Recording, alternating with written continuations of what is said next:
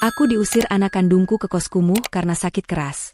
Tetapi aku tersenyum puas karena aku tahu, mereka baru saja membuang satu-satunya jalan mereka menuju kebahagiaan. Sebelum kita mulai lebih jauh, coba tulis di kolom komentar, sahabat teras berkisah mendengarkan dari kota mana saja ya? 1 bulan berlalu, dan bau karangan bunga duka seolah menjadi wewangian permanen di rumah mewahku ini.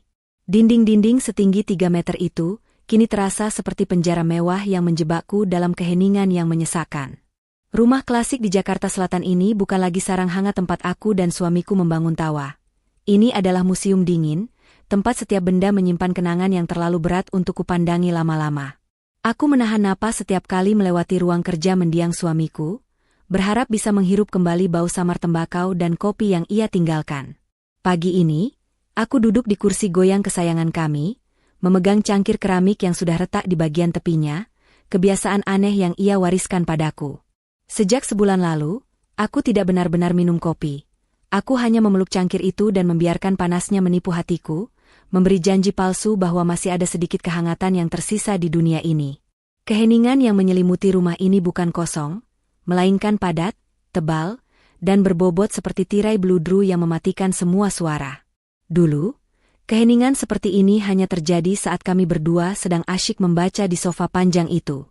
Sekarang, keheningan ini adalah suara duka yang berteriak-teriak di telingaku, mengingatkanku bahwa Bapak tidak akan pernah lagi berdeham dari balik koran, atau mengomel lucu karena kunci mobilnya selalu menghilang di tempat yang sama. Aku tahu, Bapak meninggalkanku di sini dengan segalanya. Rumah megah, harta yang lebih dari cukup, dan warisan cinta yang luar biasa.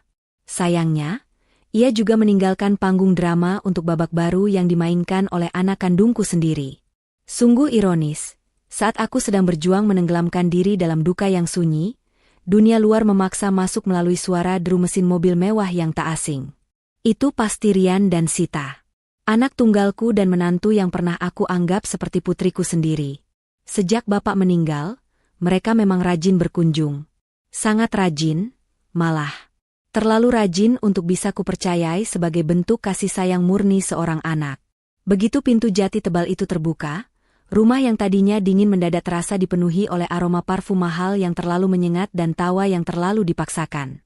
Rian, anakku, masuk lebih dulu dengan kemeja licin dan sepatu kulit mengkilap. Di belakangnya, Sita, menantuku, tampak berseri-seri dalam balutan baju terusan bermerek yang baru dibelinya minggu lalu. Ya ampun, bahkan di tengah suasana berkabung, mereka masih bisa terlihat seperti sedang bersiap menghadiri peragaan busana di pusat perbelanjaan elit di Jakarta. Mama, sudah makan siang, Ma? Seru Sita dengan nada yang ditinggikan, seolah-olah aku ini anak kecil yang bisa lupa makan, atau mungkin asisten rumah tangga yang harus dia tegur. Ia langsung mendekat, memelukku sekilas, pelukan cepat dan sangat hati-hati, jangan sampai merusak lipatan baju mahalnya. Sudah, Nak, kamu ini, aku bukan bayi. Kok, jawabku sambil tersenyum tipis, mencoba menyembunyikan rasa pedih di dadaku melihat drama perhatian mereka. Aku tahu aku tampak kuyu dan lemah, tetapi ingatanku belum pudar. Aku bahkan masih ingat di mana Rian menyembunyikan hasil ujian matematikanya yang jelek saat SMA dulu. Sejak dulu, ia memang pintar menyembunyikan masalah, tetapi bodoh menyembunyikan niat. Rian, yang sekarang lebih mirip manajer investasi ketimbang anakku, mulai mondar-mandir di ruang tamu alih-alih duduk dengan sopan. Ia malah sibuk mengamati lukisan tua koleksi Bapak yang tergantung di dinding. Rumah ini memang keren, ya, Ma. Klasik, berkelas.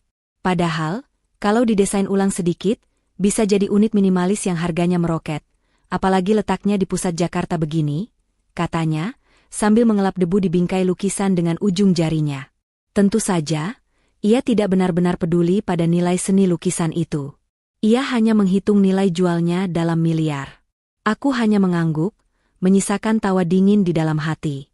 Anakku ini memang tidak pernah berubah. Sejak dulu, segala sesuatu di matanya selalu berangka, berlabel harga, dan harus mendatangkan keuntungan. Bapak sudah melihat sifat ini sejak lama, sifat yang terlalu mencintai uang daripada orang di sekitarnya. Dan Bapak, suamiku yang cerdas dan penuh perhitungan itu, tidak pernah bertindak tanpa rencana cadangan. Begini, Ma. Kami kesini mau membahas soal aset. Semuanya harus rapi. Mama, kan lagi berduka, biar kami yang urus semuanya. Mama tenang-tenang saja, ya, kata Rian, akhirnya duduk di sofa tunggal di hadapanku, sambil mengeluarkan sebuah map dari tas kerjanya yang baru. Tentu saja, kata rapi, di kamus mereka berarti, segera diuangkan dan dibagi dua. Sita mengangguk setuju, memamerkan cincin berlian baru di jarinya yang berkilauan. Iya, Ma. Kami sudah menyusun laporan keuangan bulanan Bapak. Kami lihat banyak sekali aset yang tidur. Sayang, loh, Ma, kalau nggak dimainkan. Tambahnya, menggunakan istilah-istilah bisnis dari buku motivasi yang sering ia baca. Aku hanya bisa menatap Sita tanpa berkedip. Dimainkan? Sejak kapan aset suami yang dibangun dengan keringat puluhan tahun itu menjadi mainan? Saat Rian mulai merinci soal deposito, surat tanah, dan saham yang harus segera dijual, aku hanya mendengarkan sambil menyesap kopi dingin. Aku membiarkan mereka bicara, membiarkan mereka merasa cerdas dan memegang kendali. Inilah momen kecil yang lucu bagiku, menyaksikan dua orang dewasa yang mencoba menipu ibu tua mereka, padahal si ibu sudah membaca gelagat mereka sejak bertahun-tahun yang lalu. Humor memang berfungsi sebagai peredam rasa sakit. Jika aku tidak tertawa diam-diam melihat keserakahan mereka yang telanjang, mungkin aku sudah menangis keras-keras karena pengkhianatan anak kandungku sendiri. Aku ingat betul pesan Bapak, seminggu sebelum ia pergi, di teras rumah ini. Kartika, harta itu seperti air. Kalau kita pegang terlalu erat, ia akan lari melalui sela-sela jari. Tapi kalau kita alirkan untuk kebaikan, ia akan membasahi dan menumbuhkan. Bapak selalu tahu bahwa Rian dan Sita hanya tertarik pada air di tangan kami, bukan pada mata airnya. Ma, Mama dengar, enggak, sih? Kami serius ini, tegur Rian, nada suaranya mulai naik karena aku hanya diam. Matanya menunjukkan sedikit kejengkelan, dan kejengkelan itu adalah kelemahan yang aku tunggu. Kesabaranku memang sedang diuji. Dengar, nak, semua aku dengar, jawabku lembut. Tapi, semua urusan warisan sudah beres. Bapakmu sudah mengurusnya jauh sebelum ia sakit. Semua surat-surat itu aman di tempatnya. Dan aku belum siap menjual apapun. Ini peninggalan bapakmu, nak, rumah tempat kita tumbuh di Jakarta ini. Aku sengaja menekankan kata, peninggalan, dengan sangat lambat, sambil menatapnya lurus. Wajah Rian seketika berubah. Senyum palsunya luntur, digantikan oleh kerutan jijik dan kecewa yang tak bisa ia sembunyikan. Aduh, Mama ini, kita nggak bicara soal kenangan, Ma. Kita bicara soal potensi kerugian. Kalau aset ini nggak dicairkan sekarang, nilainya bisa turun. Kami harus mengamankan uang itu. Serunya, hampir membentak. Ia terdengar seperti anak kecil yang permennya direbut. Sita, menantuku, dengan cepat mengambil alih, menepuk lengan Rian, lalu tersenyum manis kepadaku. Mama, Rian itu cuma khawatir. Kami hanya ingin Mama nyaman dan tidak usah pusing memikirkan uang. Biar kami yang mengamankan. Lagi pula, kan, Rian anak tunggal Mama. Cepat atau lambat, ini semua akan jadi milik Rian juga. Kok, bujuk Sita, sambil mencondongkan tubuhnya ke depan, berusaha terlihat tulus. Tulus seperti serigala yang menawarkan bantuan mengurus domba. Insightful, memang benar kata pepatah lama, anak yang serakah tidak akan menunggu kematian orang tua, mereka hanya menunggu kesempatan yang paling tepat untuk mengambil warisan. Aku tahu bahwa perhatian mereka tidak didasari oleh cinta, melainkan perhitungan matematis. Mereka tidak menghormati duka yang kurasakan, mereka hanya melihatku sebagai penghalang yang harus disingkirkan dari tumpukan harta yang mereka anggap sudah menjadi hak mereka. Aku hanya tersenyum samar, senyum yang kuyakin membuat mereka bingung. Aku tidak marah, aku hanya sedih. Sedih melihat betapa jauhnya hati anakku dari cinta seorang ibu. Tapi di balik kesedihan itu, ada setitik ketenangan yang menenangkan jiwaku, sebuah rahasia yang kusimpan rapat-rapat. Mereka tidak tahu bahwa Bapak sudah mengajariku cara bermain catur terbaik, dan aku sudah lebih dulu menggerakkan bentengku ke posisi yang aman. Baiklah, Rian, Sita. Terima kasih atas perhatiannya. Tapi untuk saat ini, aku hanya butuh waktu untuk sendiri dan mendoakan Bapakmu. Biarkan semua ini tetap seperti adanya. Ya, putusku, menandakan pembicaraan sudah berakhir. Aku berdiri perlahan, menunjukkan bahwa fisik dan emosiku sudah lelah menghadapi sandiwara mereka. Rian dan Sita terpaksa mengiyakan, namun aku bisa melihat jelas dari mata mereka bahwa ini bukanlah akhir. Mereka hanya menunda. Sita bahkan sempat melirik sekilas ke arah laci meja kerja di ruang baca yang tidak terkunci, saat Rian sibuk mengambil kunci mobil di meja. Itu adalah pandangan cepat, penuh perhitungan, dan sayangnya, tertangkap basah oleh mataku. Malam itu, setelah mereka pergi dan keheningan tebal itu kembali menyelimuti rumah, aku tidak bisa tidur. Aku berjalan ke ruang kerja, ke laci yang dilirik Sita. Laci itu berisi berkas-berkas duplikat. Berkas asli, tentu saja sudah kuamankan. Aku adalah seorang janda, ya, tapi aku bukan wanita yang bisa mereka bodohi mentah-mentah. Aku mengunci laci itu, memegang kuncinya erat-erat, dan berbisik ke dalam keheningan. Mereka tidak tahu apa yang sudah aku lakukan tepat setelah suamiku meninggal. Itu adalah janji, sekaligus benteng pertahananku yang terakhir. Keesokan harinya, drama sesungguhnya baru dimulai. Aku tiba-tiba merasa pusing, demam, dan tidak berdaya. Mungkin karena kelelahan emosional yang memuncak, mungkin juga takdir yang mempercepat proses ini. Yang jelas, babak kedua dalam permainan ini baru saja dimulai, dan aku, si pemain catur tua yang kini terbaring lemah, harus pasrah menunggu bidak lawan bergerak. Aku tahu, ini adalah kesempatan emas yang ditunggu-tunggu Rian dan Sita untuk beraksi tanpa hambatan. Mereka mengira aku sudah lumpuh. Mereka akan segera tahu betapa salahnya perhitungan mereka. Demam itu datang tanpa permisi, membawa serta rasa dingin yang menusuk sampai ke tulang, seolah-olah seluruh sisa kehangatan di tubuhku ikut pergi bersama Bapak. Aku terperangkap di bawah selimut tebal, tubuhku menolak diajak kompromi, merasakan sensasi aneh di mana arwahku seolah sudah berpisah, hanya menyisakan daging yang lemah di atas ranjang king size ini. Rasanya sungguh ironis. Aku baru saja berhasil menjaga kewarasanku dari rasa duka yang dalam, tapi kini aku harus berhadapan dengan kelemahan fisik yang membuatku tak berdaya. Kabar sakitku sampai ke telinga Rian dan Sita secepat kilat, dan reaksi mereka sama sekali tidak menunjukkan kepanikan. Bukannya panik memikirkan kesehatanku, mata mereka justru bersinar, seolah melihat hadiah Natal yang jatuh dari langit langsung ke pangkuan mereka. Mereka datang ke rumahku di Jakarta dengan kecepatan yang tidak pernah mereka tunjukkan saat Bapak masih ada. Mereka membawa tas ransel besar, entah isinya apa, tapi aku yakin bukan obat flu atau vitamin. Aduh, Mama, kenapa bisa begini, sih? Sita mendekat dengan wajah pura-pura khawatir yang sangat meyakinkan, sambil menyentuh dahiku dengan punggung tangannya yang dingin. Sentuhan itu sangat cepat. Secepat perhatiannya akan segera beralih dari keningku ke laci-laci.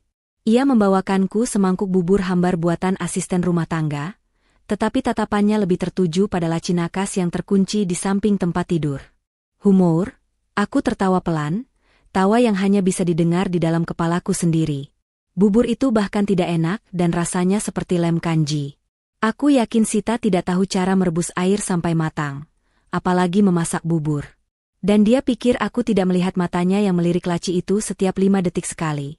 Mencoba menghitung berapa lama lagi waktu yang ia perlukan untuk mengambil kunci laci. Dasar menantu, mencoba menipu janda yang punya mata elang. Aku nggak apa-apa, Nak. Cuma butuh istirahat, bisikku, suaraku serak dan lemah. Kelemahan ini membuatku harus bermain peran. Semakin lemah aku terlihat, semakin besar rasa percaya diri mereka untuk segera bertindak. Rian, yang lebih praktis dan terus terang tentang motifnya, segera mengambil alih kendali. Ia mulai berbicara dengan nada otoritas yang tidak pernah ia miliki sebelumnya, mengubah kamar tidurku menjadi ruang komando darurat. Sita, kamu jaga Mama di sini. Aku akan memindahkan semua barang penting Mama ke ruang kerja. Ponsel, dompet, kunci-kunci, dan laptop Mama. Semuanya harus aman. Rian menggerakkan tangannya ke udara, menunjuk ke segala arah. Alasannya? Agar Mama bisa fokus istirahat dan tidak terganggu. Aku nggak mau Mama stres karena hal-hal kecil, katanya, sambil memasukkan ponselku ke dalam kantong celana. Aku tahu, itu bohong besar. Mereka ingin aku terisolasi.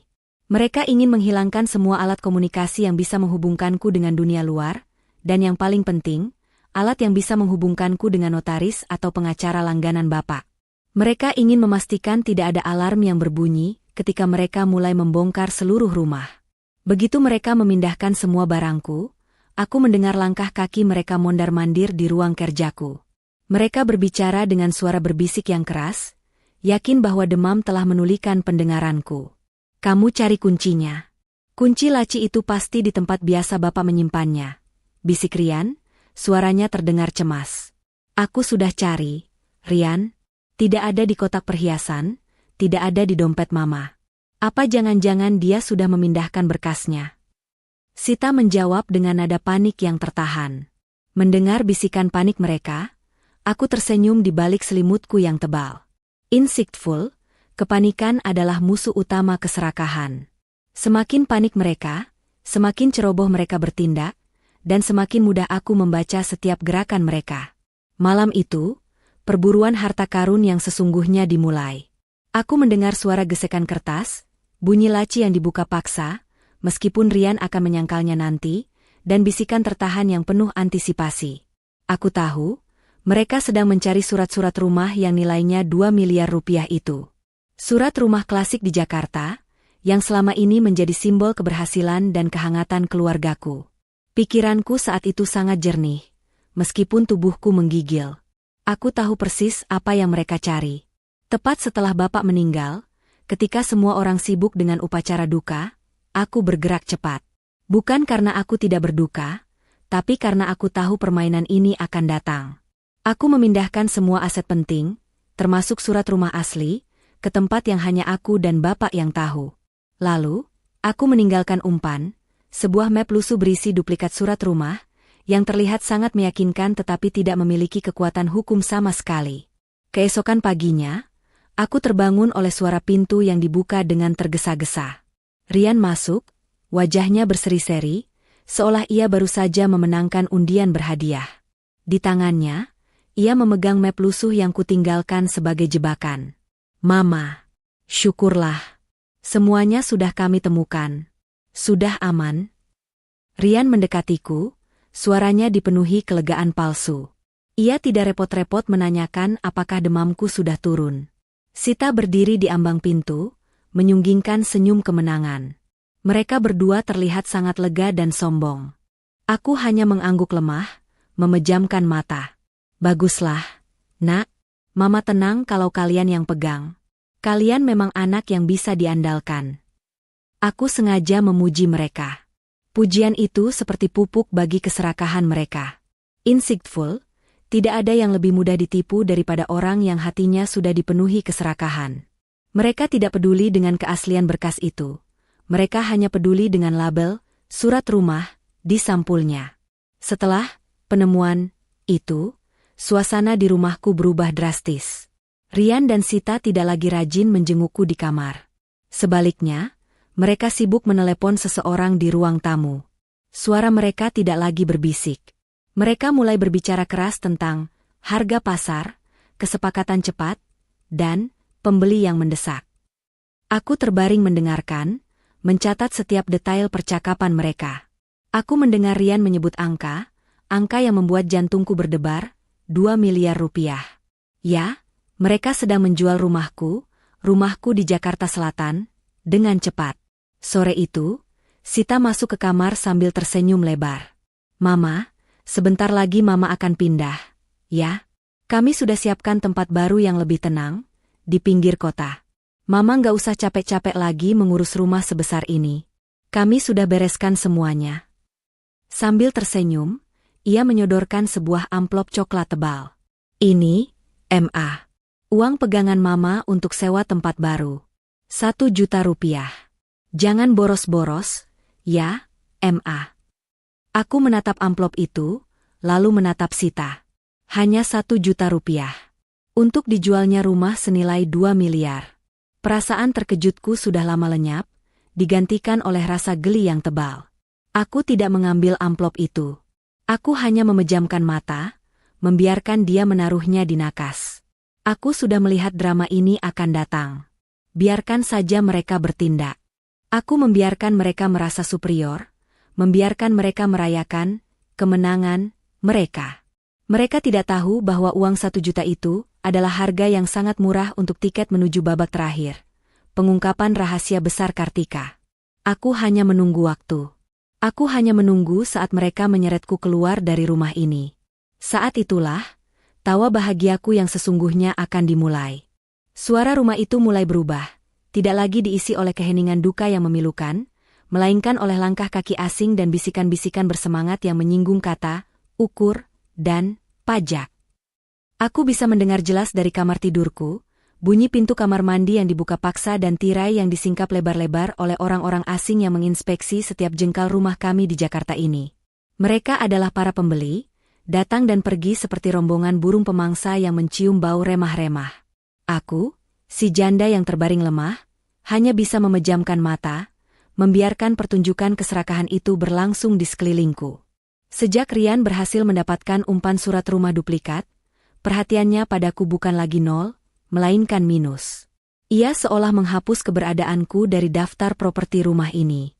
Aku makan hanya sekali sehari, itu pun hanya bubur dingin yang ditaruh di nakas. Aku tahu, mereka berharap aku segera menyerah pada penyakit ini, agar drama pengusiran tidak perlu terjadi. Tapi nyatanya, justru kondisi lemahku ini yang melindungiku. Mereka berpikir aku terlalu sakit untuk melawan, padahal aku sedang mengumpulkan tenaga untuk tawa terakhirku. Humor, ada 1 kali Sita masuk, bukan untuk memberiku obat, melainkan untuk meminta izin mengambil panci antik milikku. Katanya, pancinya lucu, M.A. Cocok buat pajangan di rumah kami. Aku hanya mengangguk pelan. Dasar menantu, mengambil panci antik saat ia sedang mencuri rumah utuh di bawah hidungku. Sungguh aneh skala prioritas orang yang serakah. 3 hari berlalu dalam suasana tegang yang mencekik. Rian dan Sita terlihat gelisah, menelepon terus-menerus, dan mengakhiri setiap panggilan dengan senyum lega. Aku tahu, penandatanganan akta jual beli sudah di depan mata. Lalu tiba hari itu, hari di mana atmosfer rumah ini terasa begitu berat dan penuh listrik, seperti langit Jakarta yang siap menumpahkan badai. Sita masuk ke kamarku tanpa mengetuk. Wajahnya tidak lagi memakai topeng kepura-puraan manis, hanya ada kelelahan dan ketidaksabaran. Mama, bangun, perintahnya singkat dan dingin, tanpa basa-basi. Pembeli baru akan pindah malam ini. Mama harus pindah sekarang juga. Kalimat itu bukan permohonan, melainkan hukuman mati yang diucapkan dengan nada datar seorang juru sita. Aku membuka mata, perlahan, seolah baru tersadar dari tidur panjang. Aku melihat Rian berdiri di belakang Sita, membawa tas pakaian usang yang berisi beberapa helai bajuku, itu saja, sisa-sisa yang mereka anggap tidak bernilai untuk dijual. Pindah kemana, nak? Tanyaku, suaraku masih serak dan bergetar karena demam yang belum hilang. Aku harus memastikan mereka mengucapkan setiap kata pengkhianatan itu dengan jelas. Rian maju, menatapku dengan mata yang hampa, tanpa ada jejak belas kasihan seorang anak. Sorot matanya menunjukkan bahwa aku, ibu kandungnya, hanyalah rongsokan tua yang harus segera disingkirkan dari properti baru miliknya. Ke tempat yang sudah kami siapkan.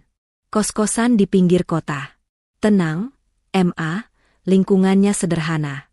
Mama bisa istirahat dengan nyaman di sana. Katanya, terdengar seperti sedang menjual kandang ayam. Pokoknya mama nggak usah khawatir soal biaya sewa. 1 juta yang kemarin sudah cukup untuk sebulan ke depan. Aku bangkit, perlahan. Pergerakanku yang lambat membuat Rian semakin tidak sabar. Ayo, M.A., cepat. Mereka sebentar lagi datang. Ia mencoba menarik lenganku. Aku menepis tangannya. Keserakahan membuat manusia menjadi tuli. Mereka begitu yakin bahwa uang 2 miliar sudah ada di rekening, sehingga mereka buta terhadap fakta bahwa mereka sedang memperlakukan ibu kandung mereka sendiri seperti sampah. Aku berdiri di lantai marmer yang dingin, lututku gemetar, tapi hatiku teguh. Ini adalah puncak dari penderitaanku, dan aku harus menikmatinya sampai akhir. Tepat pada saat itu, guntur bergemuruh. Lampu rumah berkedip sekali, lalu mati total. Sial, mati lampu, maki Rian, panik. Seolah alam semesta ikut meratapi adegan tragis ini, suara gemericik air mulai terdengar, dan dalam hitungan detik, hujan deras Jakarta tumpah ruah, menghantam atap dan jendela dengan ganasnya. Mama cepat. Sita mendorongku ke arah pintu kamar. Dalam kegelapan dan hujan yang memekakan telinga itu, aku diseret. Rian dan Sita benar-benar menyeretku. Aku, seorang janda berusia 50 tahun yang sedang sakit parah, diseret melewati ruang tamu yang gelap, tempat kami dulu merayakan ulang tahun, tempat bapak melamarku, tempat Rian belajar berjalan. Aku diseret seperti karung beras, tanpa sedikit pun rasa hormat. Ketika kami mencapai teras, angin kencang berhembus, menerpa tubuhku yang tipis. Aku terbatuk keras. Rian membuka paksa pintu depan, dan udara dingin serta percikan air hujan langsung menyambutku. Aku menolak melangkah. Aku berdiri di ambang pintu, basah kuyup oleh percikan hujan, menatap Rian dan Sita yang kini terlihat seperti iblis-iblis basah yang berdiri di bawah cahaya rembulan samar. Ini rumahku, Rian. Anakku, ucapku lirih, dengan nada yang begitu dingin hingga mengalahkan dinginnya hujan. Bukan lagi, Ma. Ini milik orang lain. Mama cuma merepotkan. Kami sudah berbaik hati memberikan Mama uang sewa. Bentak Rian, kehilangan kendali dirinya. Sita, yang memegang payung hanya untuk dirinya sendiri, menimpali dengan kejam, tinggal di sana, di kos kumuh itu. Itu sudah lebih dari cukup untuk Mama. Jangan pernah kembali ke Jakarta. Rian mendorongku dengan kuat. Aku terjatuh di teras kayu yang licin, tas pakaianku terlempar ke genangan air hujan. Aku terbatuk-batuk, merasakan air hujan membasahi seluruh tubuhku, bercampur dengan keringat dingin demam. Aku terbaring di teras rumahku sendiri, ditinggalkan sendirian di bawah hujan yang deras, sementara pintu rumahku dibanting menutup di depan wajahku. Air mataku? Tidak ada. Kelelahan emosional telah mengeringkannya. Yang tersisa hanyalah kekosongan, dan di tengah kekosongan itu, sebuah kesadaran besar datang menyerangku. Aku tertawa. Tawa itu dimulai sebagai getaran kecil di perutku yang sakit, lalu berubah menjadi tawa serak yang nyaring, melawan suara gemuruh hujan. Aku tertawa keras, tawa yang tak wajar, tawa yang membuat Rian dan Sita yang berdiri di balik jendela besar itu menoleh ketakutan. Mereka pasti berpikir aku sudah gila, sudah kehilangan akal. Aku tertawa karena mereka tidak tahu. Aku tertawa karena mereka baru saja menukar rumah seharga 2 miliar, yang status kepemilikannya hanya berupa duplikat palsu yang tak bernilai, dengan harga murah, yaitu rasa bangga dan kesombongan mereka. Aku tertawa karena mereka tidak tahu apa yang sudah aku lakukan tepat setelah suamiku meninggal. Insightful. Pengkhianatan yang paling pahit bukanlah dicuri, tetapi diberikan umpan, dan mereka memakannya dengan lahap sambil merasa bangga atas kepintarannya. Harga 2 miliar hanyalah harga untuk sebuah amplop coklat berisi kertas palsu, bukan rumah ini. Rumah ini, secara hukum, masih menjadi milikku. Aku bangkit, menyeret tas lusuhku ke pinggir jalan. Hujan membasuh demam dan kekotoran jiwa yang baru saja kulihat. Aku akan pergi ke kos kumuh itu. Aku akan bersembunyi. Dan aku akan menunggu. Permainan baru saja dimulai, dan bidak raja mereka baru saja kutinggalkan di tengah papan catur. Air hujan membasuh debu di tubuhku, tapi tidak bisa menghilangkan rasa dingin akibat pengkhianatan yang baru saja kurasakan. Kos-kosan kumuh di pinggir Jakarta ini, dengan aroma lembab dan cat dinding mengelupas, adalah ironi termanis yang pernah aku nikmati dalam hidupku. Bayangkan, aku yang biasa tidur di kamar berukuran satu lapangan badminton dengan pendingin udara sentral, kini meringkuk di atas kasur tipis yang pegasnya menusuk-nusuk punggungku, hanya ditutupi kipas angin butut yang berputar enggan. Tapi anehnya, aku merasa damai. Setelah pengusiran dramatis itu, seorang tukang ojek yang kasihan melihatku terhuyung-huyung di pinggir jalan membawaku ke alamat ini. Aku membayar dengan sisa uang receh di sakuku. Begitu sampai, aku langsung ambruk, membiarkan tubuhku yang demam dan kedinginan beristirahat. Aku tahu, mereka mengira aku sedang menderita. Dan ya, secara fisik aku memang menderita. Namun, jiwaku sedang merayakan kemenangan kecil. Aku menatap amplop coklat berisi uang 1 juta yang diletakkan Sita di nakas kos-kosan ini. Uang yang mereka anggap sebagai harga untuk menyingkirkan aku seumur hidup. Aku mengambilnya, menghitungnya di bawah cahaya rembulan yang masuk melalui celah jendela yang pecah. 1 juta rupiah. Cukup untuk 1 bulan sewa kos-kosan dan membeli beberapa bungkus mie instan. Aku tertawa pelan. Tawa kali ini lebih manis. Ternyata harga ibumu di mata anakmu sendiri hanya senilai 20 kantong mie instan premium. Murah sekali ya, nak. Tawa itu membuatku merasa hangat. Lebih hangat daripada selimut lusuh yang menutupi kakiku. Humor adalah benteng pertahanan terakhir bagi hati yang tersakiti. Malam itu, setelah demamku agak mereda, aku bangkit. Tubuhku memang lemah, tapi pikiranku tajam, seolah semua penyakit itu hanya membersihkan sisa-sisa kesedihan yang tak penting. Tepat setelah Bapak meninggal, ketika mereka sibuk menghitung-hitung keuntungan, aku dan Bapak sudah menyelesaikan babak terakhir dari sandiwara ini. Bapak tahu. Ia sudah tahu jauh sebelum ia terbaring lemah. Ia sudah melihat api keserakahan di mata Rian, dan ia tidak ingin warisan yang dibangunnya dengan keringat dan kejujuran hanya menjadi pemantik perpecahan keluarga. Aku merogoh saku dalam di balik baju tidur yang kupakai, baju tidur yang sudah basah karena hujan Jakarta. Di sana, tersembunyi sebuah kalung emas putih tipis dengan liontin kecil berbentuk kunci. Kunci ini bukanlah kunci pintu atau brankas. Kunci ini adalah kunci USB yang dimodifikasi. Bapak selalu bilang, Kartika, di era modern ini, aset paling berharga bukanlah yang terlihat di mata, melainkan yang tersembunyi di balik kata sandi dan berlapis sistem keamanan. Aku menyalakan laptop butut yang kusembunyikan di dalam tas pakaianku, satu-satunya barang berharga yang aku selamatkan, yang tidak mereka anggap penting untuk disita. Itu adalah laptop lama Bapak, yang mereka pikir sudah rusak. Setelah memasukkan kunci USB itu, layar laptop itu menampilkan folder terenkripsi yang diberi nama, halaman kosong. Aku memasukkan kata sandi rahasia kami, gabungan tanggal pernikahan kami dengan nama panggilan anjing kesayangan kami dulu. Dan terbukalah kebenaran yang sesungguhnya. Di dalam folder itu, terdapat semua surat-surat yang sesungguhnya, aset tak terlihat yang tidak pernah Rian dan Sita ketahui keberadaannya. Surat asli rumah Jakarta, ya, surat asli rumah itu. Rumah yang baru saja mereka jual seharga 2 miliar rupiah dengan surat duplikat palsu yang sudah Bapak siapkan. Mereka menjual rumah yang secara hukum masih milikku. Bapak telah memindahkan kepemilikan rumah itu sepenuhnya atas namaku, Kartika, sebulan sebelum ia meninggal, dan surat asli itu tersimpan di sini. Akta Yayasan Amal, Yayasan Kasih Kartika inilah kejutan terbesarnya. Bapak telah mendirikan yayasan atas namaku. Yayasan ini menerima sebagian besar aset likuid Bapak, termasuk deposito jangka panjang, saham perusahaan, dan obligasi negara.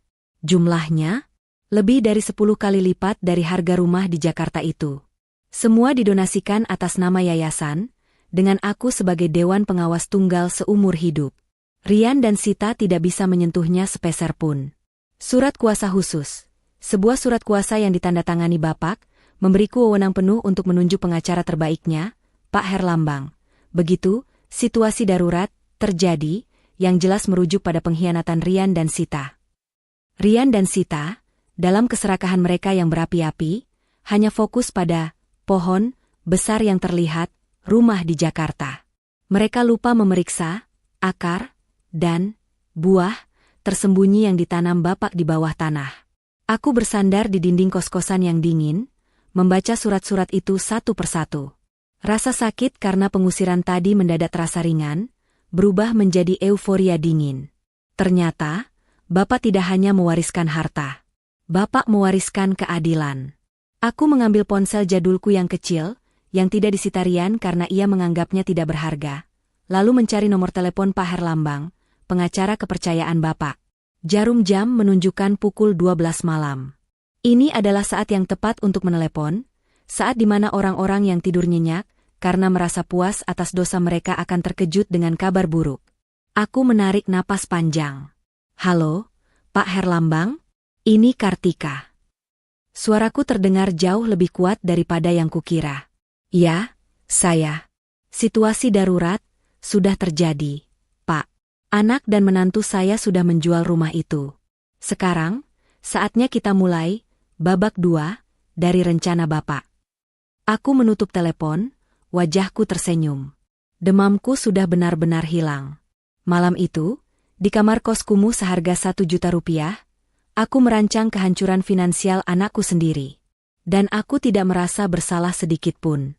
Aku hanya merasa seperti ibu yang memberikan pelajaran hidup yang sangat mahal. Keheningan adalah bunyi paling nyaring di tempat asing, terutama setelah badai besar pengusiran berlalu.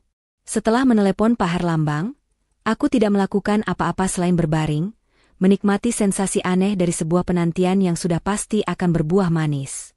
Kos-kosan ini memang kumuh, bising oleh suara sepeda motor yang berlalu lalang dan bau masakan tetangga yang menyengat, tapi bagi jiwaku, ini adalah tempat retret paling damai. Aku tahu, saat ini Rian dan Sita sedang berpesta pora di atas tumpukan uang 2 miliar, uang hasil menjual barang curian. Aku membayangkan mereka membeli barang-barang mahal tanpa perlu berpikir dua kali, makan di restoran mewah di pusat Jakarta, dan tidur nyenyak dalam kesombongan mereka. Betapa naifnya, nak. Uang itu belum sepenuhnya menjadi milikmu. Itu hanyalah uang muka dari mimpi buruk yang sebentar lagi akan datang. Insightful, keserakahan memiliki daya tarik yang kuat, ia menulikan telinga dan membutakan mata pelakunya. Ketika uang begitu mudah didapatkan dari hasil kejahatan, mereka tidak akan pernah memeriksa apakah uang itu beracun. Di sisi lain kota, aku menerima pembaruan dari Pak Herlambang. Pengacara kepercayaanku ini bergerak cepat, senyap, dan efisien. Dia tidak perlu tahu di mana aku berada, dia hanya perlu tahu apa yang harus dilakukan. Bu Kartika, pembeli rumah itu sudah mulai resah. Pihak notaris yang mereka tunjuk menemukan kejanggalan pada akta jual beli, AJB, yang dibawa Rian, lapor Pak Herlambang melalui telepon, suaranya terdengar datar dan profesional. Kejanggalan apa, Pak? Tanyaku, sambil menikmati mie instan panas, makanan paling enak yang kurasakan setelah berhari-hari hanya makan bubur hambar. Stempelnya. Stempel itu palsu, Bu. Tapi yang paling fatal, NIK, nomor induk kependudukan, ibu yang tercantum di surat duplikat tidak terdaftar dalam catatan terbaru. Mereka tidak bisa memprosesnya di Badan Pertanahan Nasional. Aku tersenyum puas. Ini adalah bagian jenius dari rencana Bapak. Surat palsu itu harus terlihat asli, tapi harus memiliki kecacatan fatal yang hanya bisa dideteksi oleh sistem resmi. Rian terlalu serakah dan terburu-buru, hingga tidak memeriksa detail sekecil itu. Baik, Pak. Biarkan mereka bingung dulu. Jangan lakukan apa-apa, pintaku. Aku ingin Rian dan Sita mencicipi sedikit kepanikan sebelum aku menyajikan hidangan utama. 2 hari kemudian, ponsel bututku berdering, menampilkan nomor yang tidak dikenal. Aku biarkan saja. Aku tahu itu pasti Rian atau Sita, atau bahkan si pembeli yang marah. Tak lama kemudian, ponselku dibanjiri pesan. Humor. Aku duduk di teras kos, membaca pesan-pesan dari Rian yang awalnya sopan, lalu berubah menjadi kesal, dan akhirnya menuntut. Awalnya dia memanggilku, Mama sayang, lalu berubah menjadi, Mama yang terhormat, dan puncaknya menjadi, Nyonya Kartika, tolong angkat teleponku sekarang juga. Sungguh evolusi panggilan yang mahal akibat uang 2 miliar. Aku membalas pesannya dengan sebuah emoji senyum. Hanya itu. Puncak dari kebingungan mereka terjadi pada hari kelima. Pintu kos-kosan sebelahku yang reot digedor kencang sekali. Aku tahu itu bukan tetangga. Aku berjalan perlahan ke pintu, mengintip dari celah kecil. Di luar, berdiri Rian dan Sita. Wajah mereka pucat, mata mereka memerah, dan keringat dingin membasahi dahi mereka meskipun hari sudah sore. Mereka terlihat menyedihkan. Pakaian mahal yang mereka beli dengan uang, hasil curian, itu kini terlihat kotor dan kusut. Seolah mereka baru saja lari dari kejaran anjing gila.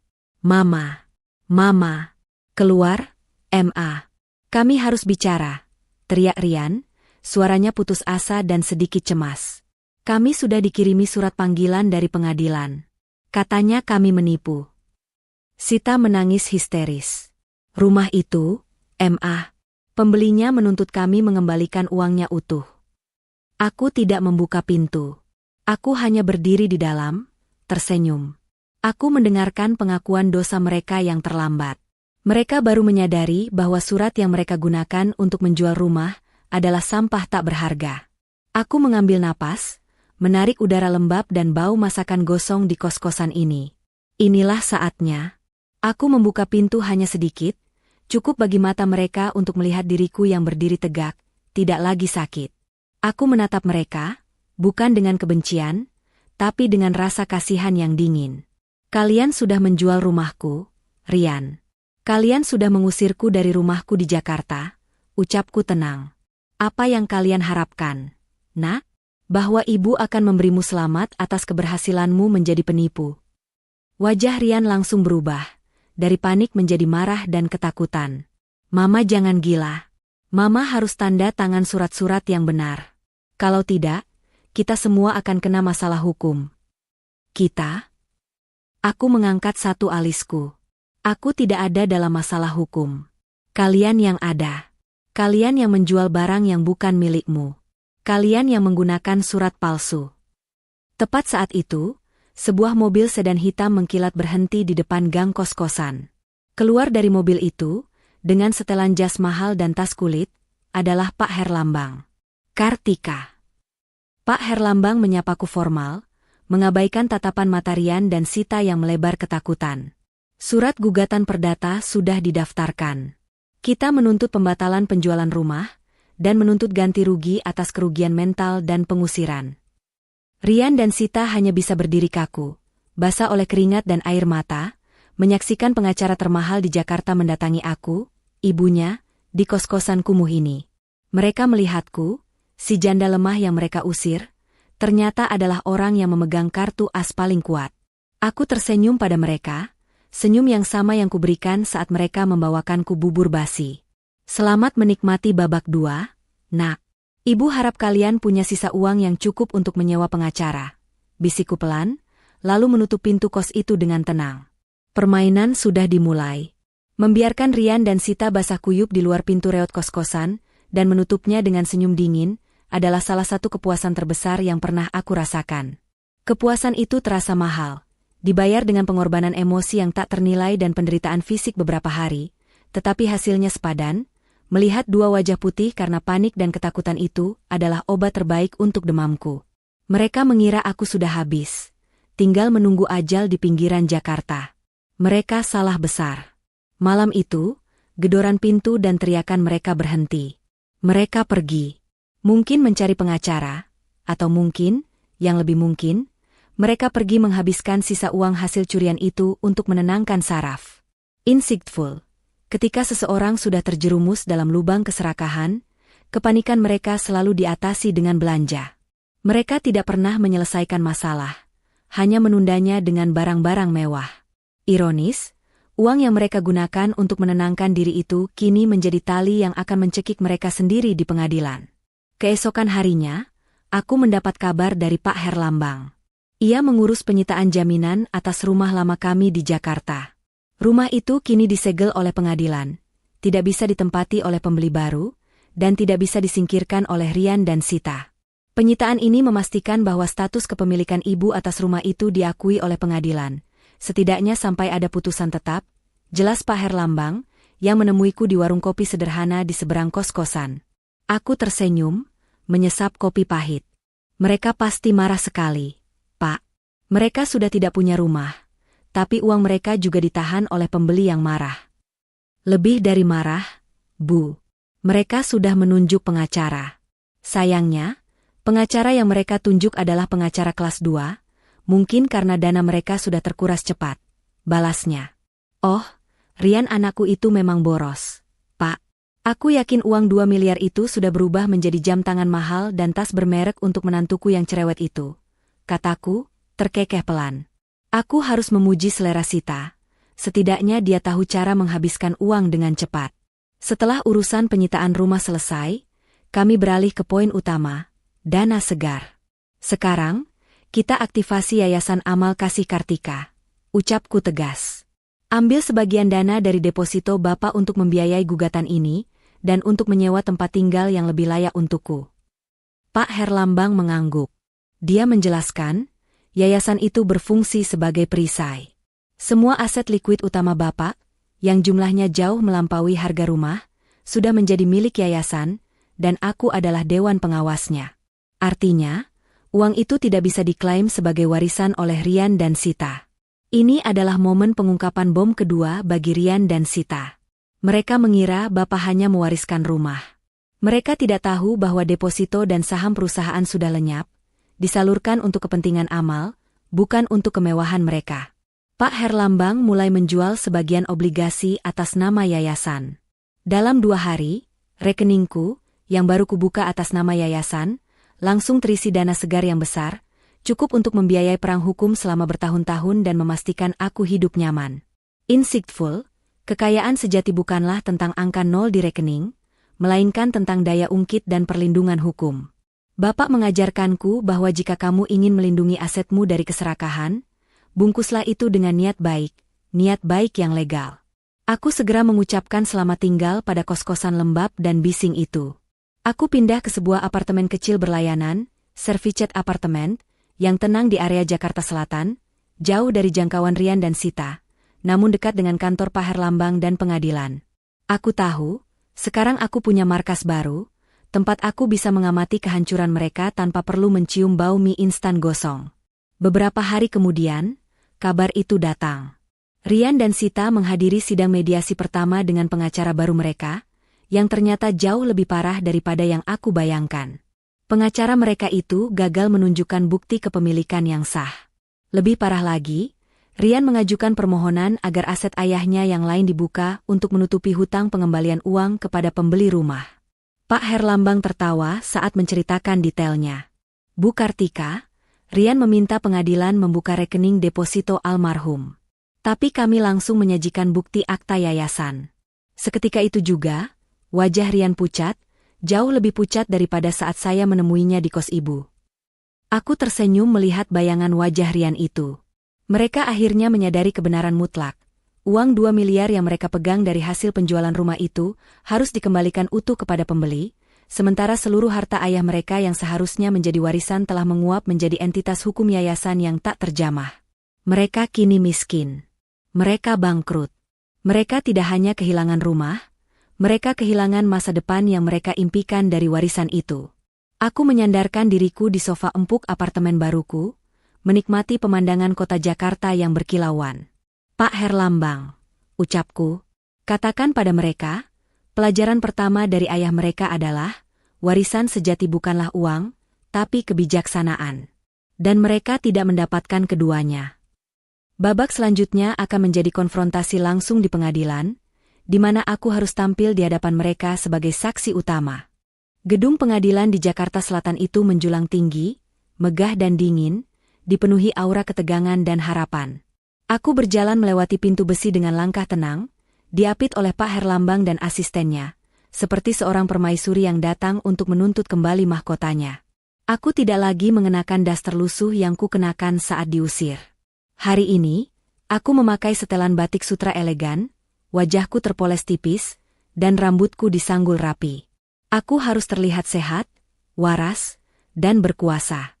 Di sisi lain ruangan, duduk Rian dan Sita. Mereka terlihat menyedihkan. Wajah Rian ditekuk, matanya cekung karena kurang tidur, dan dasi yang dipakainya terasa longgar, seolah tubuhnya sudah kehilangan berat badannya karena stres. Sementara Sita, meski masih berusaha tampil mewah dengan tas tangan bermerek, sorot matanya yang penuh cemas telah menghapus seluruh kemewahan itu. Mereka seperti dua penjahat amatir yang tertangkap basah, uang mereka sudah habis, dan kini mereka harus menghadapi konsekuensi yang nyata. Pengadilan bukanlah tentang siapa yang paling benar. Nak, ini tentang siapa yang memiliki bukti yang paling kuat dan keberanian untuk menghadapinya. Selama ini, kalian hanya bergantung pada emosi dan keserakahan, sementara Bapak dan aku, kami bergantung pada hukum dan logika. Pak Herlambang menenangkan diriku sebelum aku naik ke kursi saksi. Ingat, Bu, mereka akan mencoba memancing emosi Ibu, membuat Ibu terlihat lemah atau tidak stabil mentalnya. Jawab dengan tenang dan fokus pada fakta. Tenang adalah nama tengahku sekarang, Pak, jawabku sambil tersenyum tipis. Aku melangkah ke kursi saksi. Aku bersumpah. Lalu, aku menatap Rian dan Sita, untuk pertama kalinya sejak malam pengusiran itu, tanpa rasa sakit di dada, hanya kekecewaan yang sudah membatu. Pengacara Rian, seorang pria muda dengan jas yang kebesaran, memulai serangannya. Nyonya Kartika, saat almarhum suami Anda melakukan pemindahan hak milik rumah, bukankah Anda sedang dalam kondisi duka yang mendalam? Apakah Anda yakin kondisi mental Anda saat itu 100% prima? Tanyanya, dengan nada meremehkan. Aku tahu ini adalah jebakan mereka, mencoba membatalkan akta rumah dengan alasan aku tidak waras. Terima kasih atas kepedulian Anda, tapi mental saya sangat prima, Tuan Pengacara, jawabku tegas, Suaraku terdengar lantang dan berwibawa di seluruh ruang sidang. Saat itu, duka memang mendalam. Namun, duka tidak membuat saya tuli atau buta. Justru membuat saya lebih jeli. Tambahnya, aku ingin menambahkan, aku bahkan bisa menghitung berapa lembar uang palsu yang disiapkan anakku saat itu, tapi aku menahan diri. Pengacara itu mendesak. Tapi bukankah Rian dan menantu Anda, Sita, yang mengurus semua kebutuhan Anda selama sakit? Mereka yang merawat Anda, bukan? Mereka memang merawat saya, kataku. Aku berhenti sejenak, membiarkan keheningan itu menggantung. Mereka merawat saya, Tuan Pengacara, agar saya cepat sembuh dan cepat-cepat pergi dari rumah. Itu yang mereka sebut merawat. Dan saya berterima kasih, karena merekalah yang membawa saya keluar dari rumah itu sehingga saya bisa menjalankan rencana almarhum suami saya. Ruang sidang hening. Rian dan Sita terlihat kaget. Pengacara mereka terdiam, bingung.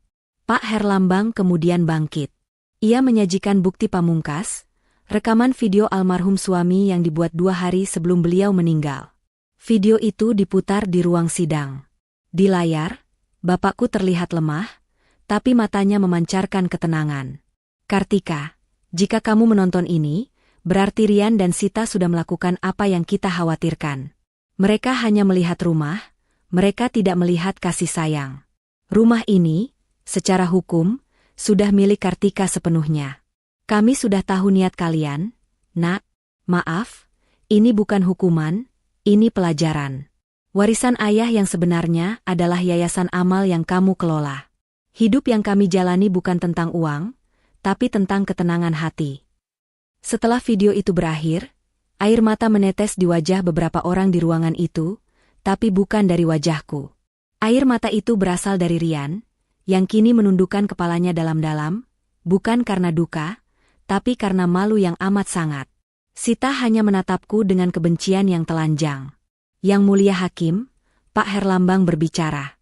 Bukan hanya bukti surat asli, tetapi juga kesaksian lisan dan rekaman almarhum telah membuktikan bahwa pemindahan hak milik adalah sah, dan penjualan yang dilakukan Rian dan Sita menggunakan dokumen palsu adalah penipuan murni.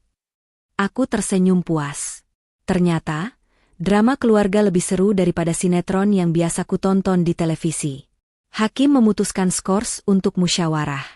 Ketika sidang dibuka kembali, putusan diumumkan. Penjualan rumah dibatalkan sepenuhnya. Rumah itu kembali secara sah menjadi milikku, Kartika. Dan Rian serta Sita diwajibkan mengembalikan seluruh uang hasil penjualan kepada pembeli. Jika tidak mampu, aset mereka, termasuk barang-barang mewah yang baru mereka beli, akan disita. Rian, yang tidak bisa menahan kekalahan itu, tiba-tiba berdiri. Mama tidak bisa melakukan ini. Kami anak Mama, teriaknya, penuh keputusasaan. Aku menatapnya lurus. Dulu, saat kalian menyeretku keluar rumah di tengah hujan deras, apakah kalian ingat kalau aku adalah Mama MU? Aku ini bukan ibumu yang sakit dan lemah lagi, Nak. Aku adalah Kartika. Dan sekarang, aku telah memberimu pelajaran hidup yang paling berharga. Aku berdiri, memberikan senyum tenang terakhir, lalu berbalik dan meninggalkan ruang sidang. Keadilan sudah ditegakkan. Tapi, pekerjaan ini belum sepenuhnya selesai. Aku masih memiliki satu rencana terakhir, yayasan. Kemenangan di pengadilan terasa lebih sunyi daripada yang aku bayangkan. Setelah semua gedoran pintu, teriakan histeris, dan perdebatan hukum, tiba-tiba keheninganlah yang mengambil alih, seolah alam semesta sendiri menarik napas lega. Aku kembali ke apartemen berlayanan yang tenang di Jakarta Selatan. Rumahku sudah kembali, tetapi aku memutuskan untuk tidak terburu-buru kembali ke sana. Aku ingin rumah itu benar-benar bersih dari energi tamak yang ditinggalkan Rian dan Sita. Aku menghabiskan beberapa hari dengan beristirahat total, memulihkan diri dari sakit keras yang, ironisnya, menyelamatkan seluruh hartaku. Aku tahu, sekarang giliran Rian dan Sita yang sakit. Sakit karena malu, karena kebangkrutan, dan karena kenyataan bahwa mereka telah kehilangan segalanya. Kekalahan finansial yang parah dapat mengubah seseorang lebih cepat daripada khotbah agama terpanjang. Dulu mereka datang kepadaku untuk mencari uang, sekarang mereka datang untuk mencari jalan keluar. Ponselku mulai kembali ramai, Tapi kali ini bukan dari pembeli rumah yang marah, melainkan dari nomor tidak dikenal. Mama, ini Rian. Mama angkat teleponku, Ma. Kami benar-benar sudah tidak punya apa-apa lagi. Pesannya, singkat dan memelas. Aku biarkan pesan itu tak terjawab. Aku tidak ingin mendengar air mata buaya mereka. Aku ingin mereka merasakan dinginnya konsekuensi, bukan kehangatan pengampunan yang instan. Sita mengirimiku pesan yang lebih panjang, penuh permintaan maaf palsu, menyalahkan keadaan dan menuduh pengaruh buruk yang tidak jelas. Aku tersenyum kecil melihat pesan Sita. Dia tetap Sita yang sama. Penipu ulung yang selalu mencari kambing hitam, bahkan saat kambing itu adalah suaminya sendiri. Fokusku kini beralih sepenuhnya pada Yayasan Amal Kasih Kartika. Inilah inti dari pelajaran yang Bapak berikan, dan inilah warisan terbesarku. Pak Herlambang menjadwalkan pertemuan pertamaku sebagai Dewan Pengawas. Kami bertemu di kantor yayasan yang sederhana, jauh dari kemegahan pengadilan atau kantor pengacara. Bapakmu dulu bilang, aset kita jangan pernah menjadi beban bagi anak kita. Kenangku pada Pak Herlambang, menatap plakat yayasan di dinding. Dia takut, jika uang itu diberikan langsung, Rian akan menjadi pemalas yang serakah. Dan benar saja, tanpa uang pun ia sudah serakah. Lalu apa langkah ibu selanjutnya? Tanya Pak Herlambang. Aku ingin membangun panti Ureda, panti jompo, yang indah, Pak. Di lahan kosong milik kita di Bogor. Panti yang nyaman, modern, dan penuh kasih sayang. Panti Ureda terbaik di Jawa Barat. Ujarku, mataku berkaca-kaca.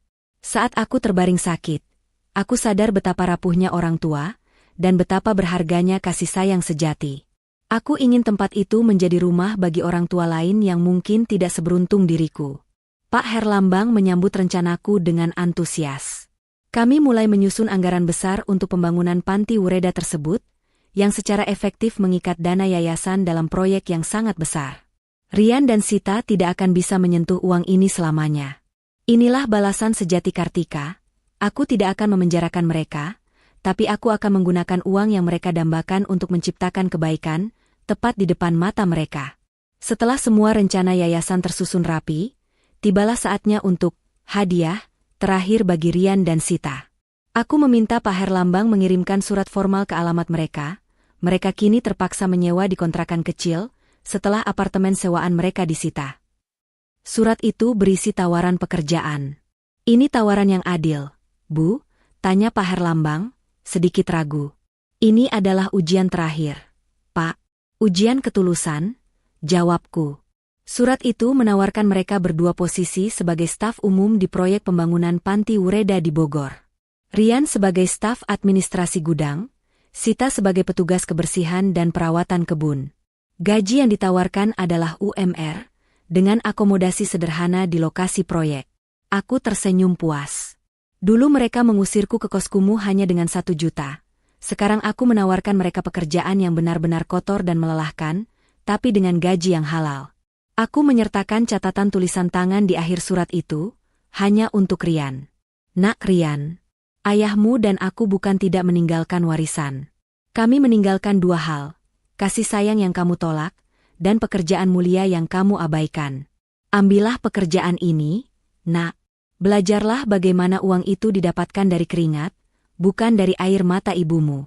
Setelah 2 tahun, jika ayahmu dan aku melihat ketulusan di hatimu, kita bicara lagi. Ibumu, Kartika. Aku menutup surat itu, mengirimkannya, dan kini, aku hanya menunggu. Aku telah memenangkan segalanya. Rumahku, ketenangan batinku, dan warisan sejati suamiku. Nasib Rian dan Sita kini ada di tangan mereka sendiri. Aku yakin, mereka akan datang. Mereka akan mencoba bernegosiasi, merengek, atau bahkan mengancam. Tapi aku sudah siap. Rumah yang kurebut kembali terasa dingin.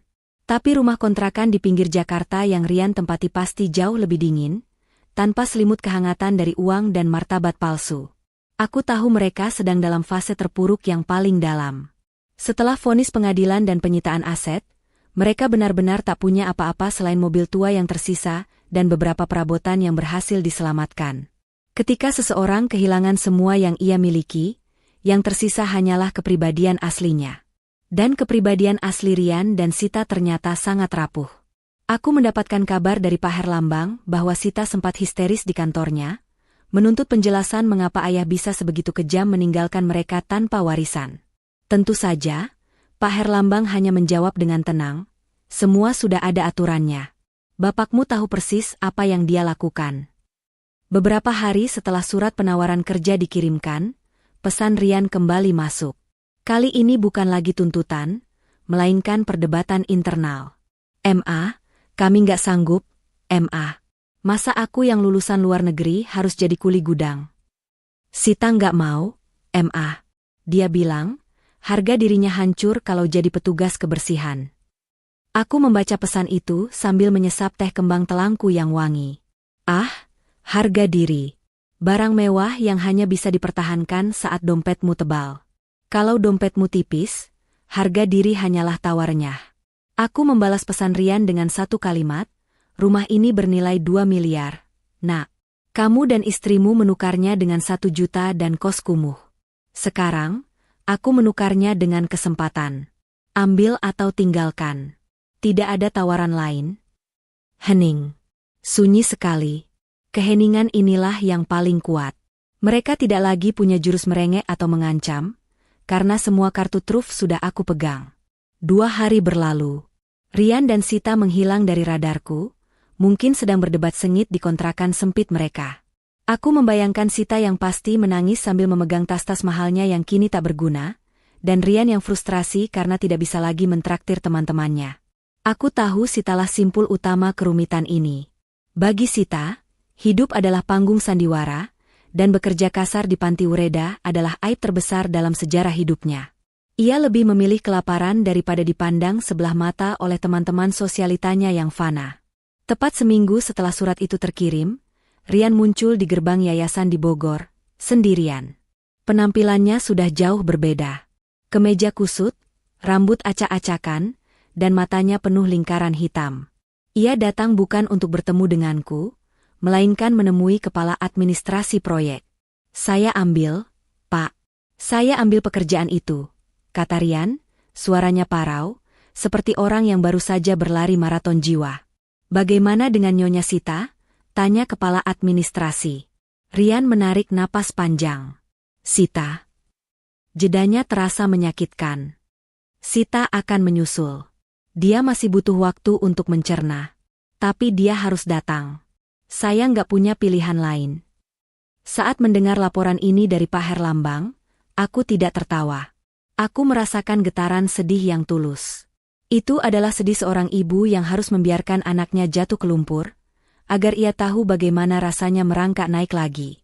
Terkadang, mencintai adalah dengan menarik tanganmu. Membiarkan mereka terjatuh hingga ke titik terendah adalah satu-satunya cara bagi mereka untuk menemukan kembali kekuatan di kaki mereka.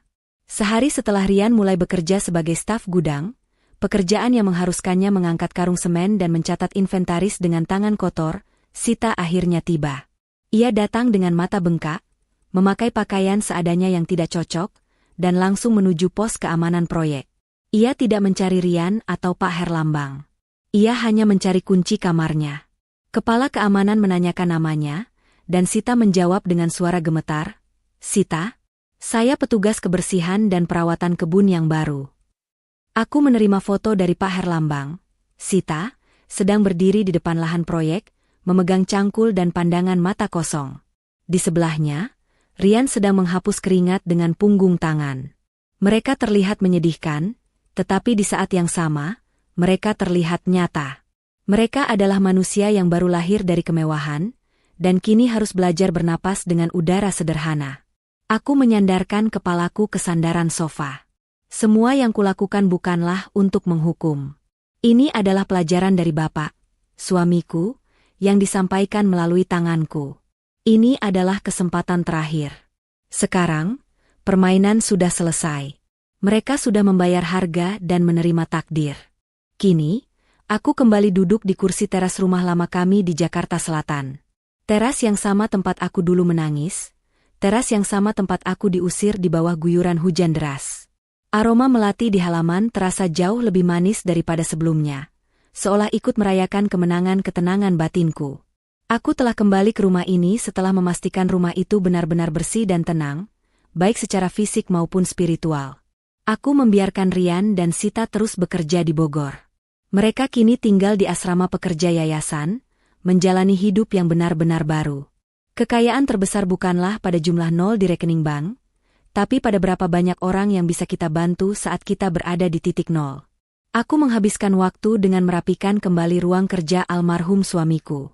Di sana, aku menemukan banyak catatan kecil dan secari kertas yang dia tinggalkan sebelum meninggal. Kertas itu berisi daftar nama anak-anak yang yayasan kami bantu, serta sebuah kalimat sederhana, "Warisan terbaik adalah kesempatan, bukan kemudahan."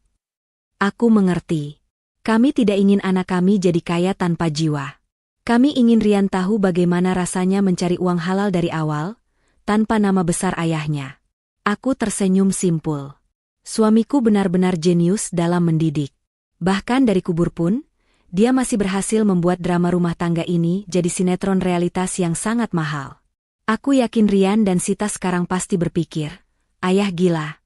Tapi aku tahu, ini adalah hadiah terbaik. Aku dan Pak Herlambang sering berkomunikasi. Laporan dari Bogor menyebutkan bahwa Rian bekerja dengan sangat serius. Ia kurus, lelah, dan sering mengeluh, tetapi ia tidak pernah bolos. Sita adalah kejutan terbesar. Setelah berminggu-minggu dengan wajah cemberut, ia mulai menyukai kegiatan merawat kebun kecil di sekitar panti. Dia menemukan ketenangan dalam tanah dan tanaman, sesuatu yang tak pernah dia temukan di butik mahal. Pesan moralnya bukan tentang membalas dendam, tapi tentang membangun kembali. Aku telah membangun kembali diriku dari sakit dan duka, dan sekarang aku membantu membangun kembali karakter anakku yang sempat hancur oleh nafsu. Aku akhirnya memutuskan untuk menjual rumah ini, rumah yang baru saja aku perjuangkan mati-matian untuk kudapatkan kembali. Keputusan itu mungkin terasa aneh, tetapi alasanku sederhana, rumah ini terlalu besar dan terlalu penuh kenangan yang sudah usang. Aku ingin memulai hidup baru yang lebih ringan dan bermakna. Uang hasil penjualan rumah ini sepenuhnya aku sumbangkan untuk mempercepat pembangunan Panti Wureda, Kasih Kartika, di Bogor. Aku tidak membutuhkan uangnya. Aku membutuhkan tujuan hidup. Beberapa bulan kemudian, Panti Wureda itu berdiri megah, menjadi rumah yang hangat bagi puluhan orang tua yang membutuhkan. Aku pindah ke sebuah rumah kecil yang nyaman, tidak jauh dari Panti Wureda tersebut. Aku bukan hanya dewan pengawas, aku adalah penghuninya. Aku menghabiskan hari-hariku dengan bercerita, tertawa, dan merawat kebun bersama Sita. Pengampunan bukanlah hadiah yang kau berikan pada orang lain, tapi hadiah yang kau berikan pada dirimu sendiri. Aku memaafkan Rian dan Sita, bukan karena mereka pantas, tetapi karena aku pantas mendapatkan ketenangan. Suatu sore, Sita datang kepadaku. Wajahnya berseri, tidak ada lagi riasan tebal atau pakaian mahal. Ia membawa segelas teh hangat dari kebun yang ia rawat. "Mama, aku minta maaf," ucapnya, tulus. Tidak ada kata pembelaan atau air mata drama, hanya pengakuan murni. "Aku baru sadar, selama ini aku nggak pernah hidup. Aku hanya pura-pura kaya. Terima kasih, Ma." Aku meraih tangannya dan tersenyum. Rian kini menjabat sebagai manajer logistik panti, pekerjaannya bersih dan dia bangga. Mereka tidak kaya, tapi mereka bahagia dan memiliki martabat. Aku tidak perlu 2 miliar. Aku hanya perlu melihat anakku menemukan kembali jalannya. Tawa yang kuucapkan saat aku diusir di bawah hujan deras itu bukanlah tawa kemenangan atas penderitaan mereka, melainkan tawa kemenangan atas diriku sendiri. Aku tertawa karena aku tahu, mereka baru saja melakukan kesalahan terbesar dalam hidup mereka, dan aku tertawa karena aku tahu, Bapak dan aku sudah menang. Kami telah berhasil mengajarkan pelajaran paling mahal tanpa kehilangan cinta.